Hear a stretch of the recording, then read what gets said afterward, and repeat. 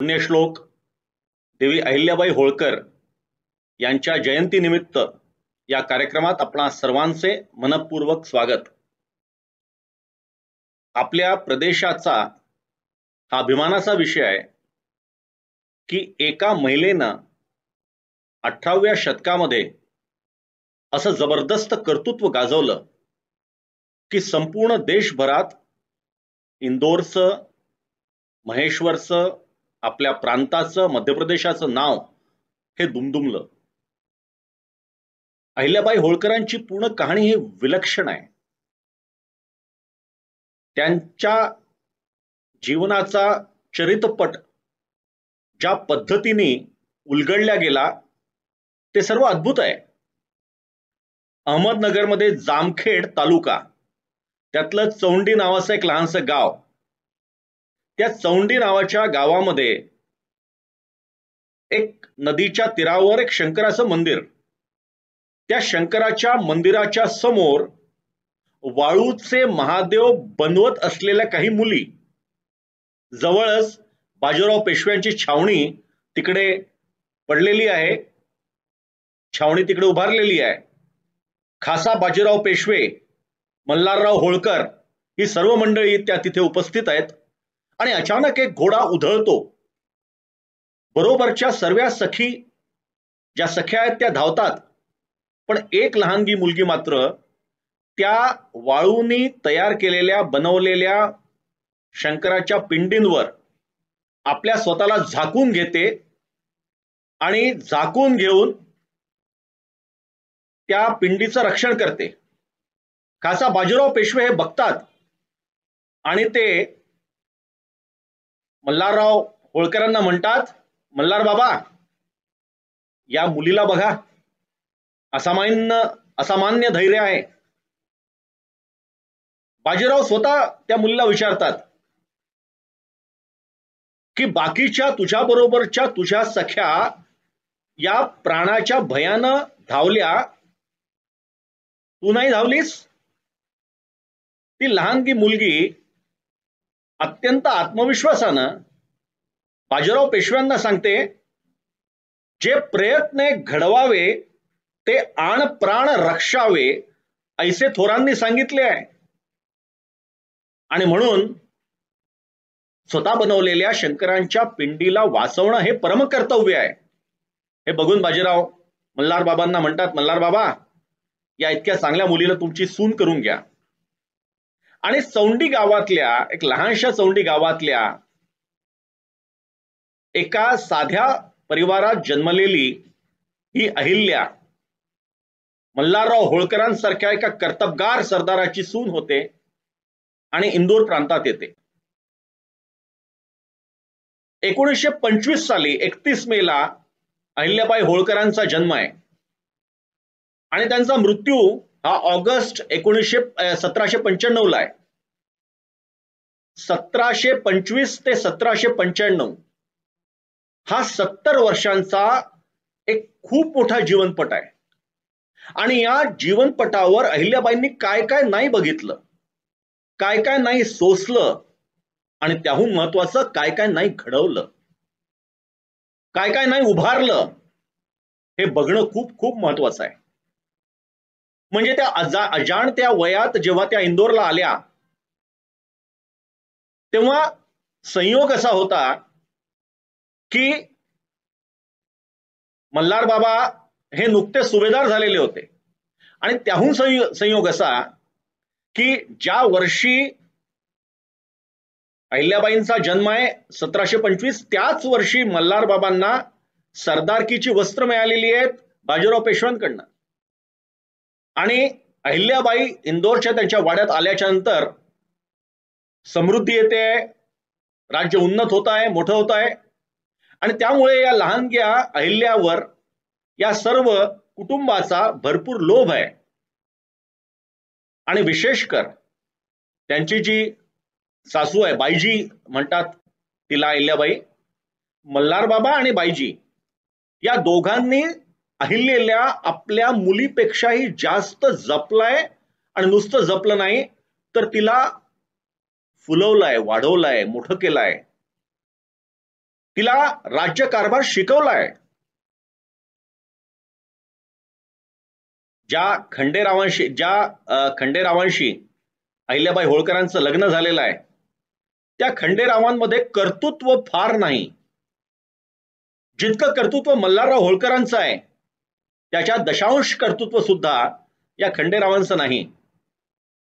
आणि त्यामुळे मल्हारबाबा होळकर या अहिल्याबाई होळकरांच्या मध्येच आपल्या राज्याचा वारस बघतायत आणि म्हणून अनेकदा ते अहिल्याबाईंना अहिल्योबा असं म्हणतायत. त्यांच्या पत्रातही अनेक ठिकाणी अहिल्योबा असा उल्लेख आहे. मल्हारराव होळकरांचा हा प्रचंड विश्वास आहे की अहिल्याबाई होळकरच आपल्या या राज्याला अजून चांगल्या पद्धतीनं पुढे घेऊन जातील, ऊर्जितावस्थेत आणतील, समृद्ध वैभव, श्रीमंती आणि एक सामर्थ्य असं जर आपल्या या संस्थानाला, आपल्या सरदारकीला हवं असेल तर त्याकरता योग्य वारस या अहिल्याबाई होळकर आहेत.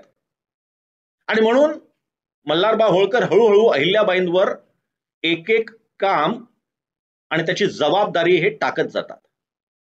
विशेषतः अशा प्रकारच्या त्या राज्यांमध्ये फडणीशी ही फार महत्वाची असते. फडणीशी म्हणजे ज्याला आजच्या भाषेमध्ये क्लॅरिकल डिपार्टमेंट आपण म्हणतो. हिशोबाचा सर्व रोख ताळा नीट जमवणं, त्याप्रमाणे सर्व व्यवस्था करणं, हे पूर्ण व्यवस्थेचं काम, ऍडमिनिस्ट्रेटिव्ह वर्क आजच्या भाषेत ज्याला म्हणतो, ते पूर्ण या फडणवीसीमध्ये होतं. आणि त्या फडणीशीमध्ये मल्हारबा या अहिल्याबाईंना तरबेज करण्याचा प्रयत्न करतायत. आणि अहिल्याबाई सुद्धा आपल्या उपजत गुणांमुळे, आपल्या उपजत हुशारीतून या सर्व गोष्टी एक एक करून शिकून घेत आहेत. हिशोबाला इतक्या जबरदस्त आहेत, इतक्या चोख आहेत की त्यांच्या समोर कुठलाही हिशोबाचा लहानसाही घोटाळा होणं शक्यच नाही. आणि त्यामुळे त्या सर्व लोकांवर, त्या पूर्ण ज्याला ऍडमिनिस्ट्रेटिव्ह डिपार्टमेंट म्हणू शकतो होळकरांचं, त्या पूर्ण व्यवस्थापन विभागावर त्यांचं एक छाप आहे, त्यांचा दरार आहे आणि एक आदरयुक्त भीती आहे. हे फार लहान वयात घडलेलं आहे. म्हणजे त्यांचा जीवनपट जर आपण बघितला तर त्यांचे म्हणजे साधारणतः ते लग्न होऊन आल्या आणि लग्न होऊन आल्याच्या नंतर त्या 15 वर्षाच्या असतानाच त्या फार आग्रह करत होत्या आपल्या सासऱ्यांना, मल्हारबाबा होळकरांना, की बाजीराव पेशव्यांना मला एकदा भेटवा. बाजीराव पेशव्यांच्या त्या लढाईच्या, युद्धाच्या कथा ऐकायला हे अहिल्याबाईंना खूप जास्त आवडत होतं. शौर्याच्या आणि साहसाच्या कथा ऐकणं हा त्यांच्या आनंदाचा विषय असायचा. आणि म्हणून मल्हारबा कधीही मोहिमेहून आले की अहिल्याबाईंच्या बरोबर ते बसायचे आणि त्यांना मोहिमेतल्या सर्व गोष्टी हे सांगायचे.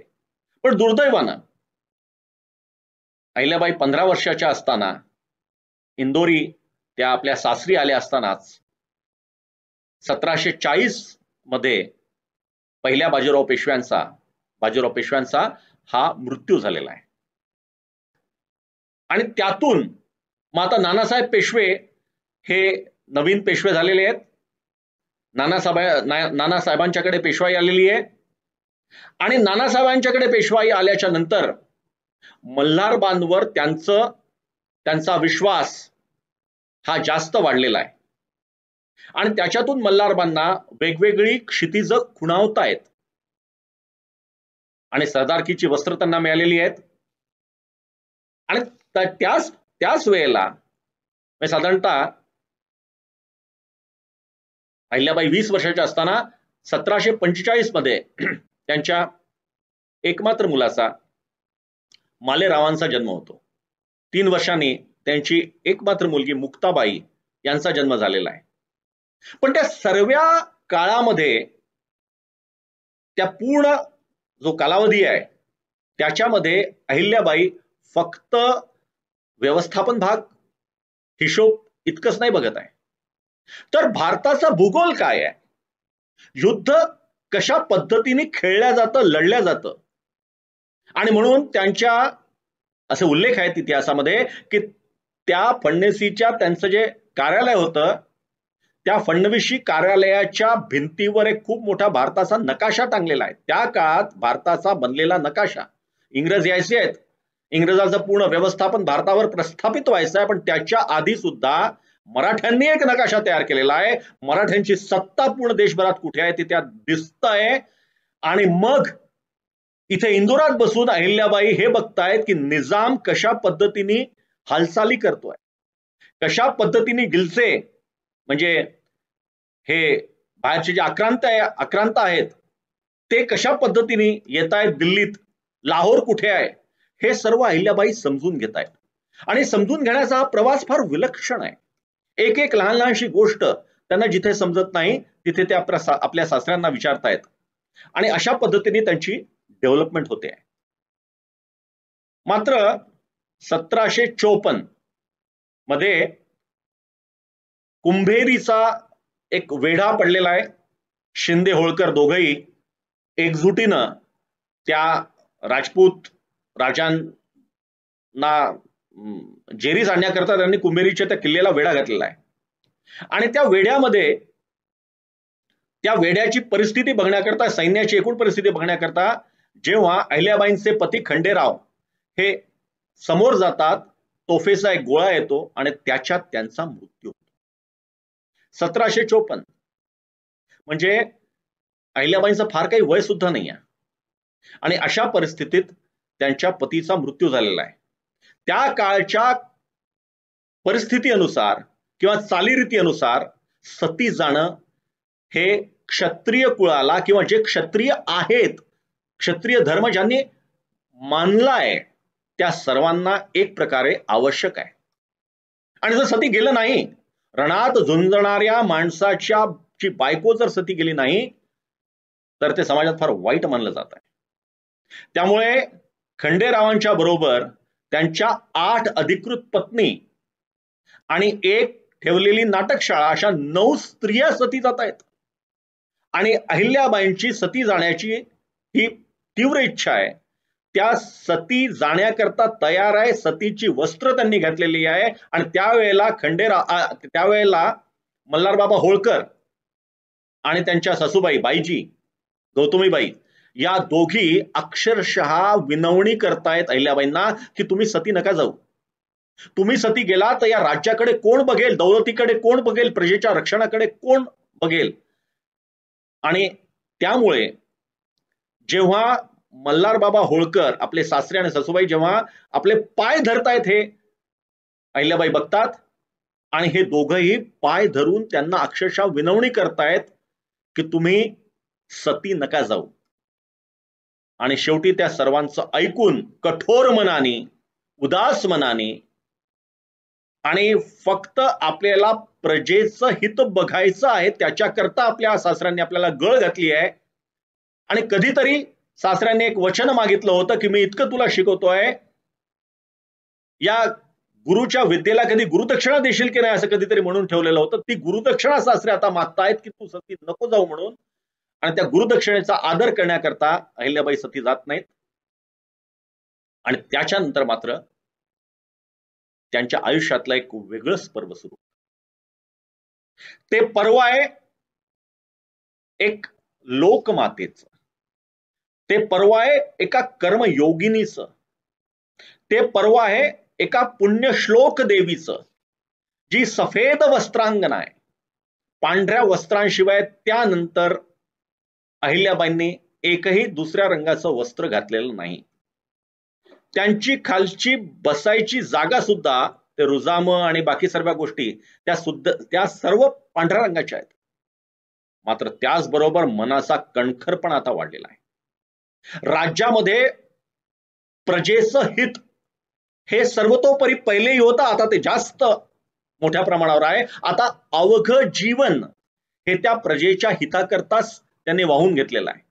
आणि त्यामुळे जेव्हा त्या फडणवीसी कार्यालयात येतात तेव्हा अक्षरशः रात्रभर बसतायत, वेगवेगळे हिशोब बघतायत, सैन्याच्या हालचाली बघतायत, दाणागोटा बघतायत, सैन्याला कुठे कुठे काय काय गरज आहे ते बघतायत, वसुली बरोबर होते की नाही ते बघतायत. आणि मुख्य म्हणजे न्यायदानाचं अत्यंत उत्तम काम त्या करतायत. आणि त्याच्याकरता त्यांचा संपूर्ण वेळ जातोय. मात्र हे सर्व होत असताना घरातून खूप दुःख आहेत त्यांना.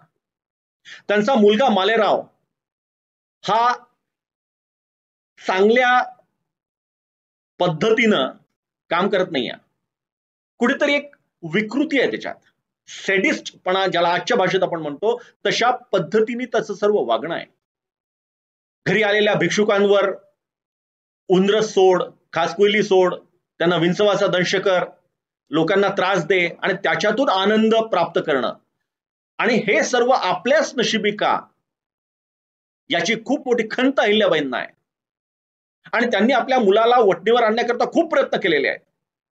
मार दिलेला आहे, हंटरनी मारलेला आहे, चाबुकांनी त्याला अक्षरशः सोलून काढलेला आहे, सर्व काही केलेलं आहे, सर्व सर्व सर्व उपचार केलेले आहेत. पण दुर्दैवानं मालेराव आपलं कर्तृत्व दाखवू शकले नाहीत. त्यामुळे त्यांच्या आशा आता केंद्रित झालेल्या आहेत मुक्ताबाई आणि मुक्ताबाईंचा जो नवरा असेल त्याच्यावर. आणि त्या काळात पूर्ण राज्यामध्ये भिल्लांचा, पेंढाऱ्यांचा हा त्रास खूप वाढलेला आहे. हे भिल्ल प्रजेला लुटतायत, प्रवासी वाटेकर जे वाटसरू आहेत त्यांना लुटतायत. आणि त्यामुळे प्रजाहित दक्ष अशा या पुण्यश्लोक देवी अहिल्याबाईंनी मनात एक पण केलेला आहे की जो या भिल्लांचं पारिपत्य करेल त्यालाच मी माझ्या मुलीच्या बरोबर लग्न करून देईन. आणि त्या पणाच्या अनुसार त्या जात आहेत. समोर कोणी येत नाही आहे, त्याच्यामुळे मुलीच्या लग्नाचं वय वाढत आहे. खंडेरावाचं त्यांचा जो मुलगा आहे मालेराव, त्याचं लग्न हे ठरलेलं आहे, लग्न झालेलं आहे. भाड कुटुंबीय त्यांना अहिल्याबाई मोकळेपणाने सांगतायत की माझा मुलगा असा असा आहे, या उपर सुद्धा तुम्हाला जर मुलगी द्यायची असेल तर तुम्ही तो तुमचा निर्णय असं समजा. आणि मालेरावांचं लग्न होतं आहे. लग्न झाल्याच्या नंतर सुद्धा त्याचे जे चाळे आहेत त्याला धरबंद राहत नाही. पण या सर्व गोष्टींपासून दूर जिथे प्रजेचं हित समोर आहे तिथे अहिल्याबाईंनी कुठलीही तडजोड केलेली नाही. आणि म्हणून अहिल्याबाईंचं त्याच्यानंतरचा जो कार्यकाळ आहे त्यातलं महत्वाचं सूत्र जर आपल्याला बघायचं असेल तर ते सूत्र आहे हे गव्हर्नन्स. अत्यंत कुशल आणि अत्यंत योग्य अशा पद्धतीने प्रशासन व्यवस्था चालवणं, अत्यंत योग्य पद्धतीने न्याय व्यवस्था चालवणं, सर्वजण सुखी राहतील, संतुष्ट राहतील, समाधानी राहतील असा प्रयत्न करणं, आणि त्याचबरोबर आपलं राज्य कसं सामर्थ्यशाली होईल, आपलं सैन्य कसं मजबूत राहील, लढाया कशा पद्धतीने आपल्याला जिंकता येतील याबद्दल त्यांचा सतत विचार चालू आहे. आणि जसं मी आधीच म्हटलं की हा 70 वर्षांचा जीवनपट जो अहिल्याबाईंचा आहे त्या 70 वर्षामध्ये त्यांनी खूप काही बघितलेलं आहे. अनेक दुःखद प्रसंग आणि फार थोडे चांगले प्रसंगही त्यांच्या वाट्याला आलेले आहेत. त्या सर्व कालखंडामध्ये 1760 मध्ये आणि तिकडून अब्दालीचं आक्रमण झालेलं आहे. याच्या आधी सुद्धा 1757 मध्ये अब्दाली याच्या आधी येऊन दिल्ली, आग्रा या सर्व भागांमध्ये त्यांनी तिथल्या प्रजेला भरपूर पिडलंय, भरपूर त्रास दिलेला आहे, लुटलाय. अनेक बायकांना त्यांनी आपल्या अफगाणिस्तानात नेलेलं आहे. अनेकांचे वाडे खणती केलेले आहेत, पाडून टाकलेले आहेत, खूप त्रास दिलेला आहे. आणि अशा याच्यामध्ये मल्हारराव होळकर किंवा होळकरी सेना, अंतोजी माणकेश्वर वगैरे तिथले पेशव्यांचे जे दिल्लीतले सरदार आहेत, हे सर्व लोक दिल्लीला वाचवू शकलेले नाही. त्याची खूप मोठी खंत ही अहिल्याबाईंच्या मनात आहे. म्हणजे ज्या वेळेला 1757 मध्ये भारताच्या पूर्व किनाऱ्यावर प्लासीमध्ये इंग्रज जिंकतोय त्यावेळेला त्या 1757 मध्ये भारताच्या उत्तरेला अब्दाली त्रास द्यायला येतोय आणि दिल्ली लुटून नेतोय. आणि म्हणून पेशवे, होळकर, शिंदे हे सर्व मोर्चे बांधणी करतायत. आणि 60 साली परत एकदा अब्दालीचं आक्रमण झालेलं आहे. आणि त्या अब्दालीचा मुकाबला करण्याकरता खासा पेशवे खासा सदाशिवराव भाऊ पेशवे, विश्वासराव पेशवे, जनकोजी शिंदे आणि मल्हारबाबा होळकर यासारखे लोक हे त्या अब्दालीचा मुकाबला करायला गेलेले आहेत. 1760चा उत्तरार्ध हा विजयाचा उत्तरार्ध आहे. प्रत्येक ठिकाणी मराठ्यांना विजय मिळतोय. दिल्ली त्यांच्या कब्जात आलेली आहे. दिल्लीचं तख्त सदाशिवराव भाऊ फोडतायत आणि त्यातलं जे चांदी आहे ती चांदी वितळवून बाकी लोकांना देतायत. कुंजपुराचं जे युद्ध आहे ऐतिहासिक ते युद्ध जिंकतायत आणि कुरुक्षेत्राकडे पानिपतकडे ते पुढे जात आहेत. आणि 14 जानेवारी 1761 ती ऐतिहासिक पानिपतची लढाई, पानिपतचं युद्ध होत आहे. आणि दुर्दैवानं शेवटल्या क्षणी, अक्षरशः युद्ध जिंकत असताना शेवटल्या क्षणी मराठी युद्ध हारतायत. आणि युद्ध हारल्याच्या नंतर जी काही परिस्थिती आहे ती फार विकट आहे, फार वाईट आहे. मल्हारबा होळकर हे कसे तरी इंदोरला परत येत आहेत आणि अहिल्याबाई हे सर्व बघतायत. या सर्वांमुळे आपल्या प्रजेला खूप जास्त त्रास झालेला आहे. त्यांना खूप जास्त पाशविक अत्याचार त्यांच्यावर झालेले आहेत. या आक्रांतांनी, अब्दाली सारख्या आक्रांतांनी त्यांच्यावर भरपूर अत्याचार केलेले आहेत. आणि त्याला कुठेतरी कारण हे दिल्लीचा जो नजीब नावाचा हा दिवाण आहे, दिल्लीच्या बादशहाचा, हा अत्यंत कुटील आहे. त्यांनी हे सर्व घडवून आणलेलं आहे. त्याला एकदा जीवदान द्यायला मल्हारबा होळकर हे निमित्त झालेले आहेत. त्यामुळे त्यांना आतून फार राग धुमसतोय. पण या सर्वातून बाहेर निघणं आवश्यक आहे. त्या धीर बांधतात आणि त्या काळामध्ये शिंदे आणि होळकरांचं खूप चांगलं सख्य आहे. अनेकदा अहिल्याबाई स्वतः ग्वाल्हेरच्या किल्ल्यावर जाऊन त्यांनी तिथली व्यवस्था बघितलेली आहे. शिंद्यांच्या बायकांना धीर दिलेला आहे. ग्वाल्हेरला, आग्र्याला, इंदोरला जे तोफांचे कारखाने, तोफांचे गोळे बनवण्याचे जे कारखाने आहेत त्याच्यावर त्यांनी खासा स्वतः जातीनं लक्ष ठेवलेलं आहे. इतकंच कशाला, अहिल्याबाई होळकरांनी तोफ चालवण्याचं विधिवत प्रशिक्षण घेतलेलं आहे. त्या खूप चांगल्या प्रकारे तोफ चालवू शकतात. आणि नुसत्या तोफा नाही तर तोफांचे जितके पण वेगवेगळे प्रकार त्या काळी अस्तित्वात होते त्या सर्व प्रकारांमध्ये अहिल्याबाई स्वतः निष्णात आहेत. त्यांनी शिकून घेतलेलं आहे. आणि मग आता या पूर्ण मराठी मनाला उभारी देण्याचं काम मल्हारबा होळकर, अहिल्याबाई आणि हे सर्व करतायत. आणि त्याच्यातून परत सैन्याची जमवाजमव होते आहे. परत मोहिमा निघतायत. राक्षस भवनाची लढाई निजामाच्या बरोबर होते आहे त्याच्यानंतर, आणि त्यात निजामाला चांगला जबरदस्त मार मराठी देत आहेत. यांनी उमेद वाढते आहेत. उत्तरेकडच्या सर्व ज्या लढाई आहेत ते सुद्धा मल्हारबाबा होळकर शिंद्यांना बरोबर घेऊन जिंकून घेत आहेत. आणि या सर्वातून एक चांगल्या घटना घडतायत आणि राज्याचा सुद्धा विस्तार होतोय. कारण आता दिल्लीमध्ये जी आक्रांतांची सत्ता होती, जी मोगल बादशहांची सत्ता होती, ती फार खिळखिळ झाली आहे, दुबळी झालेली आहे. आणि अब्दाली सारखा आक्रांता जरी जिंकून गेला असला तरी त्याला इतका जबरदस्त मार बसलेला आहे की त्याच्यानंतर अब्दालीच काय पण खैबरच्या दर्यातून दुसरा कोणीही आक्रांता भारतात आलेला नाही. या पानिपतने इतकं जबरदस्त घडवलेलं आहे. आणि त्यामुळे आता तिथे शत्रू म्हणून खूप जास्त काही उरलेलं नाही. उरलं आहे ते नीट व्यवस्थापन, उरलं आहे ते राजपुतानात असलेल्या आपसातल्या खूप जास्त कटकटी, उरलं आहे ते राजपुतानातल्या अनेक भावंडांमधलं भांडण, उरलं आहे ते सैन्याची नीट व्यवस्था करणं. आणि आता खूप मोठा शत्रू समोर नसल्यामुळे जी मरगळ आलेली आहे त्या मरगळ दूर करून लोकांना त्यातून बाहेर काढणं. आणि या सर्वाला अहिल्याबाई या पुरून उरलेल्या आहेत, पूर्ण वेळ तिकडे देत आहेत. आणि त्याच्यानंतर मात्र दरम्यानच्या काळामध्ये मल्हारबाबांनी भरपूर युद्ध खेळलेली आहेत, भरपूर ठिकाणी जिंकून घेतलेली आहेत. मात्र त्यांचंही वय झालेलं आहे. 70-73 वर्षाचं वय झालेलं असताना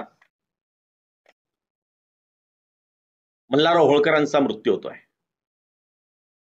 त्यांची तब्येत बिघडलेली आहे. सतत सतत फिरणं, सतत मोहिमा काढणं, यातून शरीर हे जर्जर झालेलं आहे, शरीर खंगलेलं आहे. आणि 20 मे 1766 म्हणजे पानिपतचं युद्ध झाल्याच्या नंतर 5 वर्षांनी उत्तरेतली घडी व्यवस्थित बसवून झाल्याच्या नंतर सुभेदार मल्हारराव होळकर यांचा मृत्यू होतोय. त्याच्या दुसऱ्याच वर्षी 1767 मध्ये अहिल्याबाईंचा एकमात्र पुत्र मालेराव यांचा सुद्धा मृत्यू होतोय. आता या विषण्ण परिस्थितीमध्ये अहिल्याबाईंनी आपली राजधानी ही महेश्वरला नेली आहे. त्यांना त्या इंदोरच्या वाड्यात राहण्याची इच्छाच नाही, जिथे मल्हारबांचं, बाईजींचं अस्तित्व होतं, ज्यांचा आशीर्वाद सतत आपल्या मागे होता. अशा वाड्यामध्ये त्यांच्या अनुपस्थितीत राहणं हे त्यांना जमत नाहीये, त्यांना पटत नाहीये. आणि म्हणून त्यांनी महेश्वरच्या किल्ल्याला जरा व्यवस्थित केलेलं आहे आणि तिकडे अत्यंत साधेपणानं एका वाड्यातल्या दिवाणखान्यात त्यांनी आपला दरबार भरवलेला आहे. तिकडे ते न्यायदानाचं काम करतायत आणि रोज नर्मदेचं दर्शन घेणं हे त्यांच्याकरता दिवसभरातल्या दिनक्रमातला एक आनंदाचा लहानसा ठेवा आहे. त्यामुळे महेश्वरच्या किल्ल्यामध्ये रोज सकाळी त्या नर्मदा दर्शनाला जातात. दरम्यान त्यांना लोक काही तक्रारी गाराणी घेऊन येतात, त्यांचा त्या निवाडा करतात आणि मग बाकी पूर्ण आपल्या कामाला लागतात. मग आता महेश्वरला त्या विकसित करण्याच्या मागे आहेत. महेश्वर हे चांगलं झालं पाहिजे, महेश्वर हे उद्योगधंद्यांनी विकसित झालं पाहिजे, समृद्ध झालं पाहिजे, असा त्यांचा प्रयत्न आहे. आणि त्याच प्रयत्नाच्या अंतर्गत त्यांनी तिथे जे विणकाम करणारे लोक आहेत, त्या विणकाम करणाऱ्या लोकांना तिकडे आश्रय दिलेला आहे, त्यांना मदत केलेली आहे आणि त्यांना बोलवून घेऊन जास्तीत जास्त हातमाग कसे तयार होतील, त्याच्यातून चांगली वस्त्र कशी तयार होतील, एक्सेलन्स इन मॅन्युफॅक्चरिंग ज्याला आजच्या भाषेमध्ये आपण म्हणतो, हे कशा पद्धतीने होईल हे स्वतः त्या लक्ष घालतायत. आणि मग महेश्वरी लुगडी, महेश्वरी कापडं यांचा एक नवीन ब्रँड तयार होतोय त्या काळातला. त्याची खूप मोठी बाजारपेठ तयार होते आहे आणि तो माल, महेश्वरी लुगड्यांचा माल हा अक्षरशः देशभरात जातोय. आणि नंतर तर इंग्रजांनी तिथला जो माल आहे तो बाहेरच्या देशांमध्ये सुद्धा पाठवलेला आहे, तो एक्सपोर्ट सुद्धा झालेला आहे. हे त्यांनी महेश्वरला डेव्हलप करण्याचे बरेच प्रयत्न अहिल्याबाईंनी त्या काळामध्ये केलेले आहे. त्यांचा एकूण व्यवस्थापनाचा जर भाग आपण बघितला, विशेषकर अहिल्याबाईंच्या जीवनपट 70 वर्षांचा जो आपण बघतो, त्यातला पहिला टप्पा हा लहान आहे, एक साधारणतः 15 वर्षांचा आहे, ज्याच्यामध्ये त्या लग्न होऊन आपल्या सासरी इंदोरला आलेल्या आहेत. नगर जिल्ह्यातल्या चौंडीच्या अहिल्याबाई या इंदोरला आलेल्या आहेत. हा त्यांच्या जीवनातला पहिला टप्पा. अबोध आहे, फारसं त्यातलं काही माहित नाही. दुसरा टप्पा जो आहे तो हा मल्हार बाबाच्या मृत्यूपर्यंतचा, म्हणजे 1766 पर्यंतचा. आणि 1766 मध्ये मल्हारबांचा मृत्यू होईपर्यंत मधल्या जी कालावधी आहे, कालखंड आहे, त्यातही बऱ्याच घटना घडलेल्या आहेत. त्याला समर्थपणे अहिल्याबाईंनी तोंड दिलेलं आहे. आणि त्याच्यानंतर एक प्रकारे विरक्त अशा पद्धतीने त्यांनी आपलं पूर्ण पुढलं जे आयुष्य आहे 1795 पर्यंतचं, पुढल्या 29 वर्षांचं आयुष्य हे त्यांनी महेश्वरला आपलं केंद्र मानून तिथेच उभारलेलं आहे. आणि या महेश्वरचं केंद्र तयार झाल्याच्या नंतर सुद्धा इकडे पेशवाईमध्ये जरा थोडा बेनभाव होतोय. नानासाहेब पेशव्यांचा मृत्यू झालेला आहे आणि त्याच्यानंतर नानासाहेब पेशव्यांचा मृत्यू हा पानिपत ज्या वर्षी झालं त्याच वर्षी, म्हणजे 1761 मध्येच झालेला आहे. त्यापूर्वी ते पानिपतच्या युद्धामध्ये मदत करण्याकरता म्हणून ते इंदोरपर्यंत पोहोचलेले आहेत. इंदोरच्या वाड्यात आहे, तिथून त्यांची तब्येत जी ढासळते आहे तिथे पुण्याला पोचेपर्यंतच त्यांचा मृत्यू झालेला आहे. आणि त्यामुळे राघोबा दादा पेशवे यांच्या महत्वाकांक्षांना धुमारे फुटलेले आहेत आणि त्यांना असं वाटतंय की हे इतकं समृद्ध संपन्न इतकं मोठं भव्य असं हे होळकरांचं राज्य हे आता आपल्याला सहज आपल्याला घशात घालता येतील, म्हणून ते होळकरांच्या दिवाणाला गंगोबा तात्यांना फितवतात आणि गंगोबा तात्यांना बरोबर घेऊन एक कुटील चाल खेळतात. ते स्वतः सैन्यानिशी अहिल्याबाईंवर आक्रमण करायला येतात. आता अहिल्याबाईंनी आपलं गुप्तचर खातं हे अगदी पहिलेपासनं जेव्हापासनं त्या फडावर जायला लागल्यात, म्हणजे ऍडमिनिस्ट्रेटिव्ह विभाग बघायला लागल्यात, तेव्हापासनं त्यांनी आपलं गुप्तहेर खातं हे खूप सशक्त बनवलेलं आहे. आणि त्यामुळे त्यांना गुप्तहेर खात्याकडून, नजरबाज असा शब्द त्या काळात वापरला जायचा गुप्तहेरांना, त्या नजरबाज लोकांकडनं त्यांना सर्व बातम्या आलेल्या आहेत आणि त्याच्यातून त्यांना कळलंय की फार अवधी आपल्याजवळ नाही आहे, आपल्याला आपलं सैन्य नीट ऑर्गनाइज करायचं आहे, व्यवस्थित करायचं आहे, सैन्य त्यांच्याजवळ फारसं नाही आहे. मग त्या सैन्य गोळा करण्याच्या मागे लागतात आणि जितके आपले बाकीचे सरदार आहेत त्या सर्वांना पत्र लिहितात की दौलतीवर कठीण समय आलेला आहे, पेशव्यांमध्ये फंदफितुरी होऊन राघोबा दादा माझ्यावर आक्रमण करायला निघालेले आहेत, तुम्ही सर्व मदतीला या. आणि अहिल्याबाईंची कीर्ती, अहिल्याबाईंची प्रतिमा इतकी धवल, इतकी चांगली, इतकी आदरणीय आहे की त्यांच्या त्या पत्राला मान ठेवून अगदी गायकवाड शिंद्यांपासून सर्व लोक, त्यांचे सर्व सरदार हे मदतीला येत आहेत. दरम्यानच्या काळामध्ये साधारणतः 50-60 स्त्रियांना घेऊन महेश्वर मध्येच अहिल्याबाईंनी एक स्त्री पथक तयार केलेलं आहे. त्यांना सैन्याचं प्रशिक्षण दिलेलं आहे, त्यांना घोड्यावर बसण्याचं प्रशिक्षण दिलेलं आहे आणि आज जवळपास 50-60 रणरागिणी यांचं एक पथक त्यांनी तयार केलेलं आहे. आणि राघोबा दादा हे महेश्वरच्या जवळ येत असताना अहिल्याबाईंनी त्यांना पत्र लिहिलं आहे, ते पत्र उपलब्ध आहे, फार सुंदर पत्र आहे. त्या पत्रात त्यांनी राघोबा दादा पेशव्यांना म्हटलेलं आहे की आपण या युद्धाला आम्ही तयार आहोत, सज्ज आहोत. जर आपली फत्ते झाली तर फार छान, लोक म्हणतील एका स्त्रीला पराभूत करून तुम्ही जिंकलात. पण जर का तुमचा पराभव झाला तर मात्र लोक म्हणतील एका स्त्रीने तुमचा पराभव केला, तेव्हा विचार करा. आणि ते पत्र वाचूनच राघोबा दादांना एकूण सर्व लक्षात येतं की कशा पद्धतीने असे रिपरकेशन्स होतील, कशा पद्धतीने असे इम्पॅक्ट राहील. आणि म्हणून राघोबा दादा हे परत आता त्यांना जायचं आहे, पण काहीतरी आता इथपर्यंत आलो तर कशा करता, तर ते सांगतात की मान्य, आम्ही आता इथपर्यंत आलोच आहेत, तर तुम्हाला भेटायला तरी मला यायची इच्छा आहे. तर सांत्वनाला म्हणून मी येऊन जातो की मल्हार बाबा वगैरे नाही आहेत म्हणून सांत्वनाला. त्याच्यावर फार कडक असं पत्र अहिल्याबाईंनी लिहिलंय. त्यांनी लिहिलं आहे, सडे यायचं, एकटंच यायचं, पालखीतून यायचं. ते येतात, जी काही एक फॉर्मॅलिटी सारखी भेट आहे ती होते आणि राघोबा दादा परत जातात. हा खंबीरपणा जो आहे की कुठल्याही परिस्थितीमध्ये न डगमगता राज्य चालवणं, हे अहिल्याबाईंनी आपल्या कर्तृत्वाने दाखवून दिलेलं आहे. आणि त्यामुळे त्या काळामध्ये संपूर्ण देशामध्ये अहिल्याबाईंच्या नावाचा एक जबरदस्त दरार आहे. आणि तो फक्त होळकरी राज्यापर्यंत सीमित नाही, अखिल देशामध्ये तो दरार आहे. त्यांचं जे राज्य व्यवस्थापन आहे ते व्यवस्थापन शिकायला लोक येतात त्यांच्याकडे, ते बघायला लोक येत आहेत. त्यांनी पूर्ण त्यांच्या मोठ्या विभागांना सरकार त्या काळात म्हटलं जायचं, त्या प्रत्येक सरकारामध्ये साधारणतः किमान 10 ते जास्तीत जास्त 40 असे जिल्हे आहेत. त्या जिल्ह्यांना त्या काळात परगणा किंवा महाल म्हणायचं. तुम्हाला इतके महाल दिले, इतके परगणे दिले, अशी भाषा असायची. त्या प्रत्येक परगण्यात म्हणजे प्रत्येक जिल्ह्यात 8 ते 20 साधारण इतके तालुके असायचे आणि प्रत्येक तालुक्यात साधारणतः किमान 6 ते कमाल 30 अशी खेडी असायची. या पूर्ण होळकर संस्थानाचा जो ऍडमिनिस्ट्रेटिव्ह हेड होता तो दिवाण होता.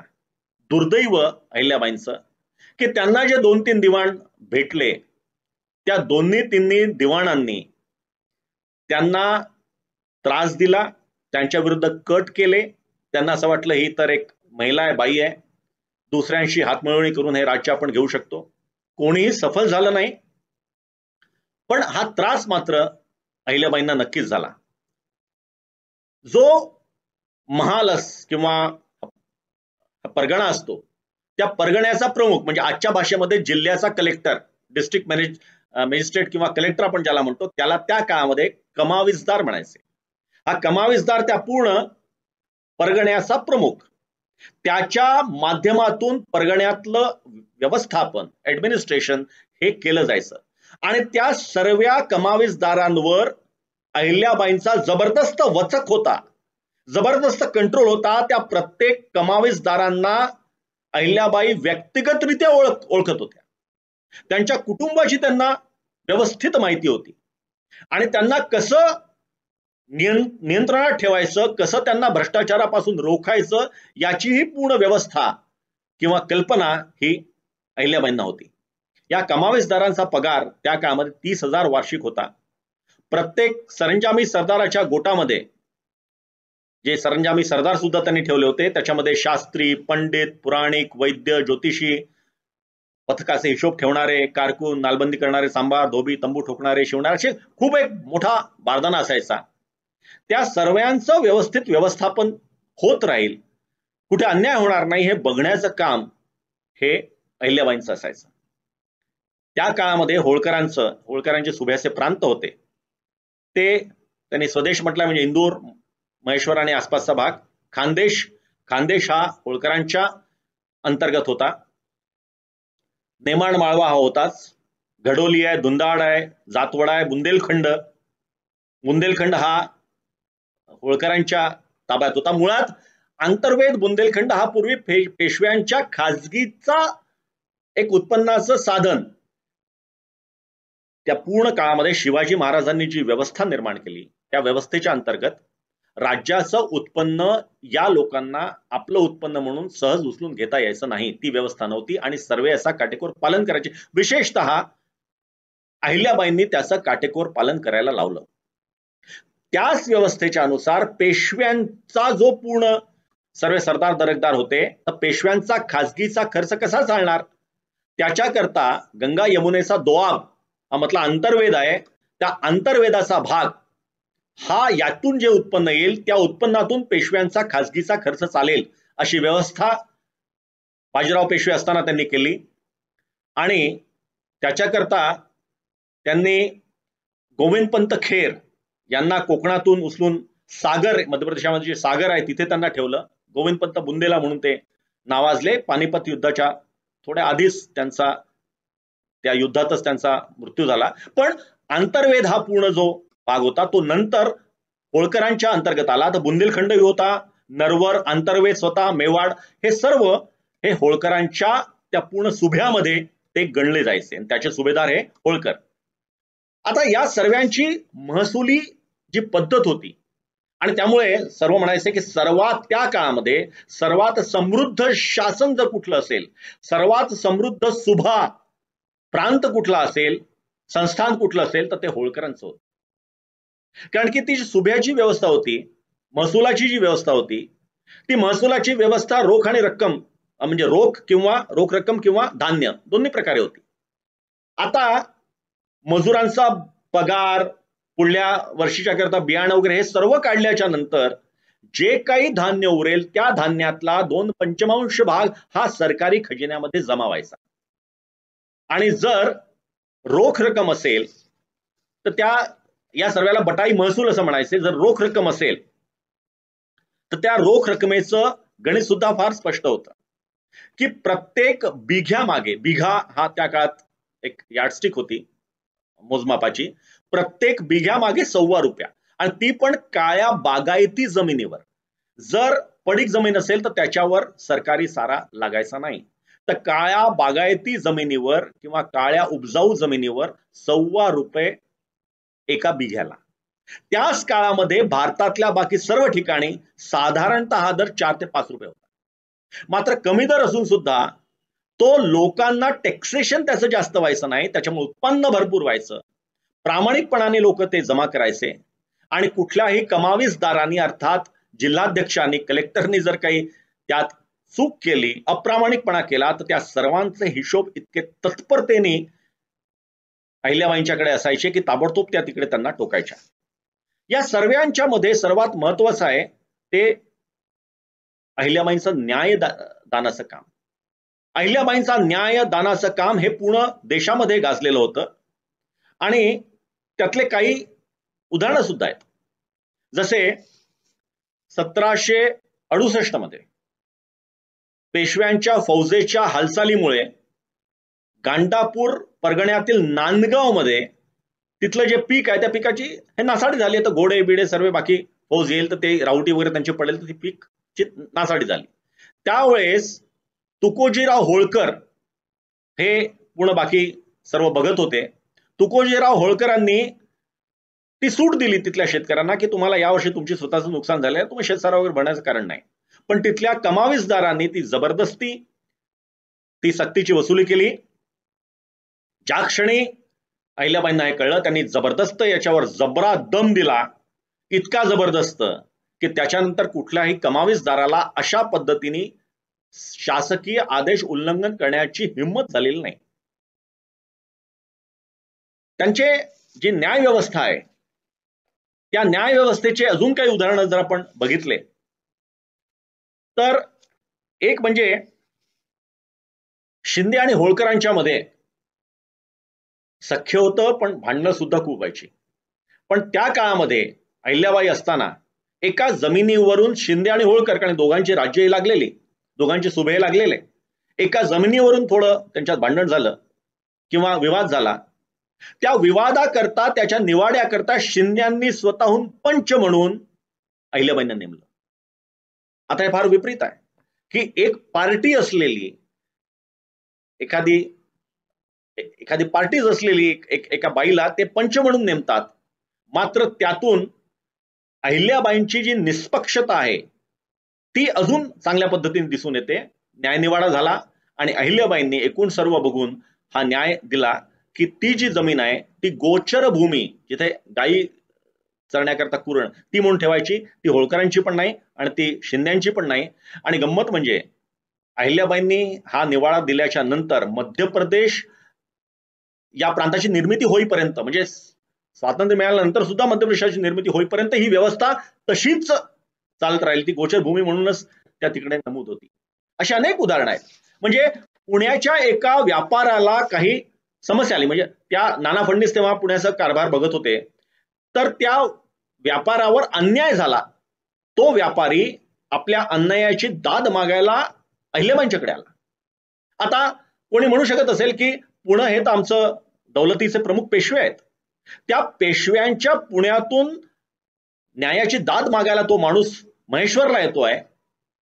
मात्र ते सर्व समजून घेऊन अहिल्याबाईंनी नाना फडणवीसांना एक खलिता पाठवला. त्यात व्यवस्थित त्यांनी लिहिलं की कशा पद्धतीने आपण जे केलं व्यापाऱ्यांवर, जे अन्याय केलेला आहे तो अन्याय आहे आणि यामुळे व्यापाऱ्यांमध्ये आपली, जे व्यापारी लोक आहेत त्यांच्यामध्ये आपली पत ही घसरेल.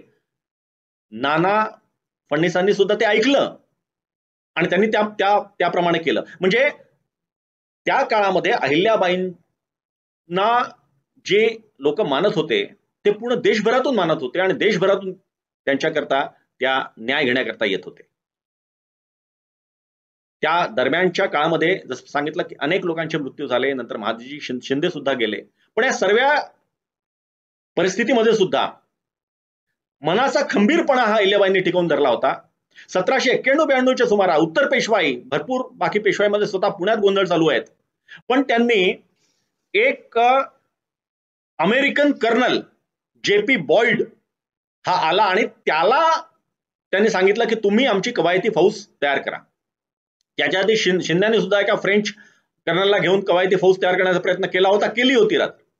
त्याच्यानंतर पेशव्यांनी सुद्धा केली. पण त्या सर्वांमध्ये आणि यांच्यामध्ये फरक असा होता की अहिल्याबाईंची दूरदृष्टी अशी होती की हा जो बॉइड होता, कर्नल बॉइड, हा बॉइड एकटाच फक्त त्या पूर्ण फौजेला प्रशिक्षित करणार होता. दुसरे कुठलेही इंग्रज किंवा दुसरे कुठलेही विदेशी त्यात असणार नव्हते. सर्व बाकी होळकरांचेच सैनिक त्यात होते.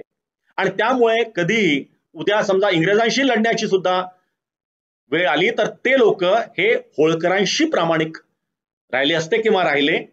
इंग्रजांशी प्रामाणिक होण्याचा काही प्रश्नच नाही, जो पेशव्यांच्या बरोबर जी दुर्घटना अशा पद्धतीने झाली होती. त्यामुळे त्यांच्या डोक्यात संकल्पना अत्यंत स्पष्ट होती.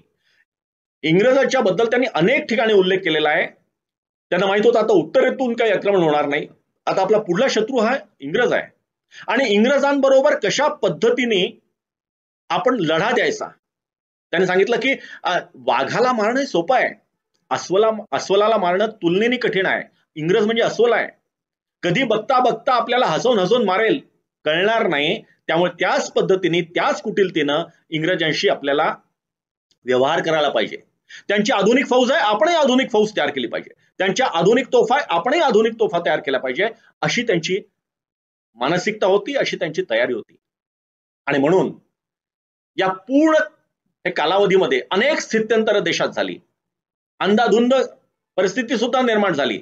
पण त्या सर्व परिस्थितीमध्ये सुद्धा होळकरांचं जे संस्थान होतं त्या संस्थानामध्ये न्याय तरीही शाबूत होता, व्यवस्था तरीही शाबूत होती, एक सिस्टम लागलेली होती, लोकांना अभय होतं, लोक निर्भयतेने प्रवास करत होते आणि खूप चांगलं लोक कल्याणकारी राज्य चौंडीच्या एका लहानशा मुलीनं या मातीत येऊन, इंदोरच्या मातीत येऊन रुजवलं, फुलवलं, मोठं केलं आणि अक्षरशः पूर्ण देशामध्ये त्या होळकर राज्याला एक प्रतिष्ठा आणून दिली. आणि म्हणून एक अफाट विलक्षण कर्तृत्वाची ही स्त्री, या अहिल्याबाईंच्या बद्दल जितकी जास्त माहिती आपण मिळवू शकू, जितकं जास्त आपण बोलू शकू, जितकं जास्त त्यांच्याबद्दल त्यांच्याकडनं आपण प्रेरणा घेऊ शकू, आजच्या दिवसामध्ये ती फार आवश्यक आहे. अशा या लोककल्याणकारी कर्मयोगिनी पुण्यश्लोक देवी अहिल्याबाईंना माझे विनम्र अभिवादन. धन्यवाद.